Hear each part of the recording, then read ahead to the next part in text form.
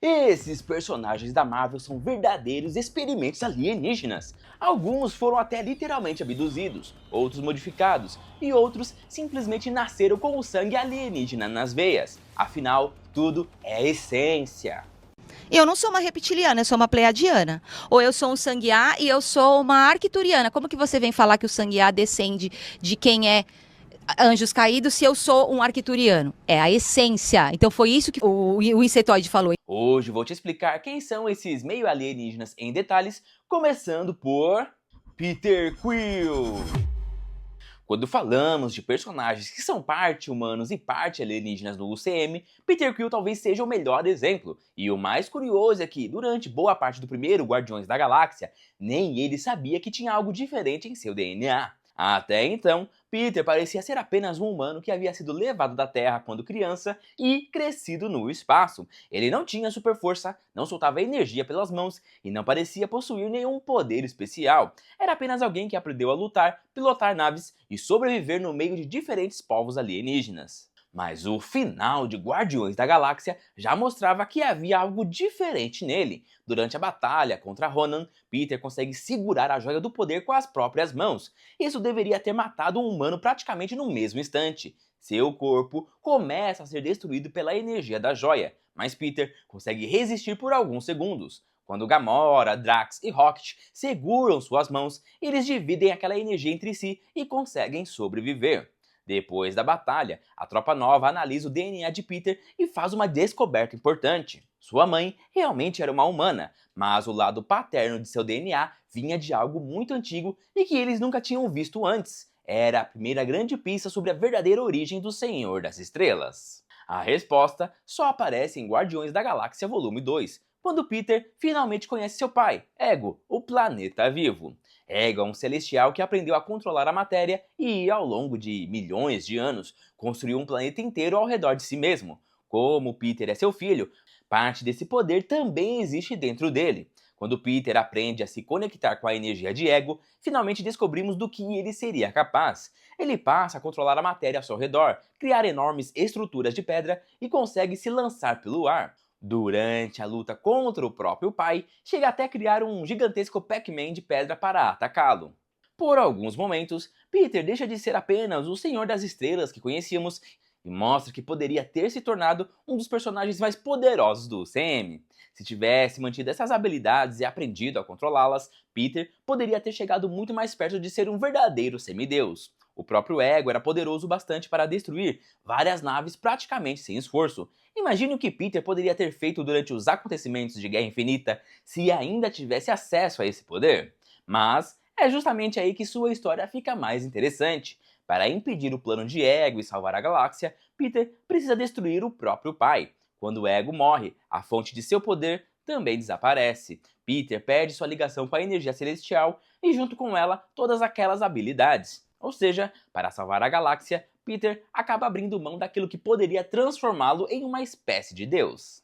Depois disso, ele volta a ser praticamente um humano comum. Continua sendo um ótimo piloto, um bom lutador e o líder dos Guardiões, mas já não possui aqueles poderes cósmicos. E existe uma diferença enorme quando comparamos essa história com os quadrinhos. Na Terra 66 dos quadrinhos, Ego não é o pai do Peter Quill. Seu verdadeiro pai é Jason, imperador de Spartax.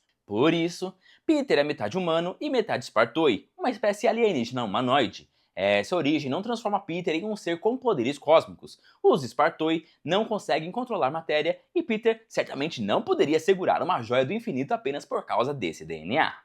Mesmo assim, sua herança alienígena lhe dá algumas vantagens. Ele envelhece mais devagar do que um humano normal, possui força e resistência acima do normal e tem uma habilidade natural para aprender idiomas alienígenas e pilotar tecnologias avançadas. Então, por que o UCM mudou tanto a sua origem? Nos quadrinhos, boa parte da história do Peter está ligada à política espacial e à família real de Spartax. Para os filmes, transformar seu pai em Ego tornou a sua origem muito mais importante para a história cósmica do UCM. E funcionou especialmente porque transformou algo que parecia apenas uma curiosidade sobre o Peter em uma parte fundamental da sua história. Ele passou a vida tentando descobrir quem era seu pai, e quando finalmente encontrou a resposta, descobriu que poderia ter poderes praticamente divinos. No fim, porém, Peter escolheu continuar sendo Peter Quill e, para salvar as pessoas que amava, abriu mão de todo esse poder. Gaia! Gaia é um caso bem diferente de Peter Quill. Ela não nasceu como uma híbrida. Na verdade, ela nasceu 100% Skrull. O que transforma Gaia em uma mistura de diferentes espécies acontece apenas durante os eventos de invasão secreta. Tudo muda quando ela entra na máquina criada para produzir os Super Skrulls e recebe uma chamada colheita, uma amostra que reúne o DNA de vários personagens que participaram da batalha contra Thanos em Vingadores Ultimato. A partir desse momento, o próprio código genético de Gaia é alterado. Do lado humano, ela recebe DNA de personagens como Capitão América, Soldado Invernal e Hulk. Mas a mistura vai muito além disso. Gaia também incorpora material genético de seres alienígenas e cósmicos, como Thanos, Kul Obsidian, Mantis, Drax, Groot e até a Capitã Marvel. Por isso, mesmo não tendo nascido uma híbrida, Gaia acaba se tornando uma verdadeira mistura genética de algumas das espécies e personagens mais poderosos do UCM. Mas para entender como ela chegou até esse ponto, precisamos voltar um pouco. Gaia é filha de Talos, um dos Skrulls que realmente acreditavam que humanos e Skrulls poderiam viver juntos em paz. Depois de perderem seu planeta, os Skrulls chegaram à Terra esperando que Nick Fury cumprisse a promessa de encontrar um novo lar para o seu povo. Só que isso nunca aconteceu. Gaia cresceu vendo gerações de Skrulls obrigadas a viver escondidas na Terra. Com o passar dos anos, a esperança deu lugar à frustração, e essa frustração acabou aproximando Gaia de Gravik e de sua rebelião. Gravik também estava cansado de esperar por uma solução pacífica, mas seu plano era muito mais radical. Ele queria transformar os Skrulls em seres poderosos o bastante para enfrentar qualquer ameaça e tomar a Terra para seu povo. É daí que surge o projeto dos Super Skrulls. No final de Invasão Secreta, Gaia consegue acesso à versão mais poderosa desse experimento. E o resultado é absurdo. Durante sua batalha contra Gravik, vemos Gaia utilizando habilidades de vários personagens diferentes. Ela consegue atravessar objetos como a Fantasma, utilizar poderes ligados à Capitã Marvel e acessar diferentes formas de força, resistência e regeneração. Na prática, ela deixa de ser apenas uma Skrull capaz de copiar a aparência de outras pessoas, e agora seu corpo também consegue produzir habilidades ligadas ao DNA que recebeu. E isso combina bastante com a própria natureza dos Skrulls. Afinal, essa espécie sempre foi conhecida pela capacidade de assumir a forma de outras pessoas. Gaia simplesmente leva essa característica a um nível completamente diferente. Ela não copia apenas a aparência, mas também os poderes. Bom, pelo menos no papel, porque é meio difícil ignorar essa possibilidade. Estamos falando de uma personagem que carrega uma combinação de habilidades vindas de alguns dos seres mais poderosos que já apareceram nesse universo. Em vez de possuir apenas um conjunto de poderes, ela pode acessar habilidades de vários personagens diferentes. O problema é que todo esse potencial apareceu justamente em Invasão Secreta. Apesar de terminar a série com um nível de poder gigantesco, Gaia ainda é uma personagem pouco conhecida pelo grande público e sua transformação não teve o impacto que uma revelação desse tamanho poderia ter causado. Capitã Marvel! Carol Danvers é um dos casos mais diferentes entre os híbridos do UCM, principalmente porque ela não nasceu assim. Sua transformação aconteceu completamente por acidente. Antes de se tornar a Capitã Marvel, Carol era uma humana comum e uma das melhores pilotos da Força Aérea. Ela já era corajosa, determinada e estava sempre tentando provar o seu valor, principalmente porque muitas pessoas ao seu redor duvidavam de sua capacidade. Tudo muda quando Carol se envolve em um acidente com uma tecnologia alienígena.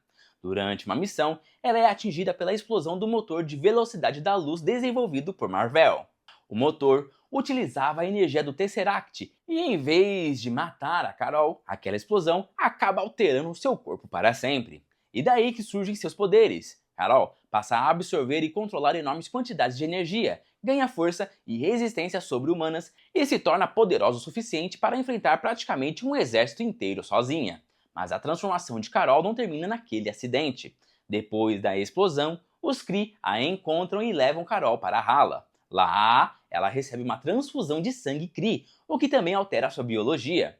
Depois disso, eles apagam suas memórias e fazem com que ela acredite que sempre pertenceu ao Império Kree.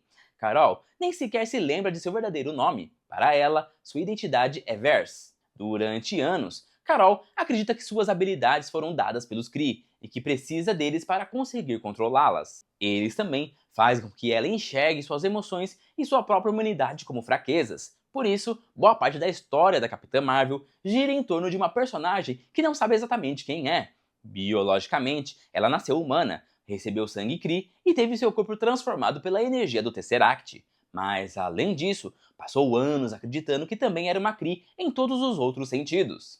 E existe também outro personagem do UCM que passou por algo parecido. Phil Coulson também recebeu sangue Kree. Depois de ser morto por Loki em Os Vingadores, Nick Fury utilizou o projeto Tahiti para trazê-lo de volta à vida. O projeto usava o sangue retirado do corpo de um antigo Kree para regenerar ferimentos que normalmente seriam fatais. Por esse ponto de vista, Coulson também poderia ser considerado uma espécie de híbrido entre humano e Kree.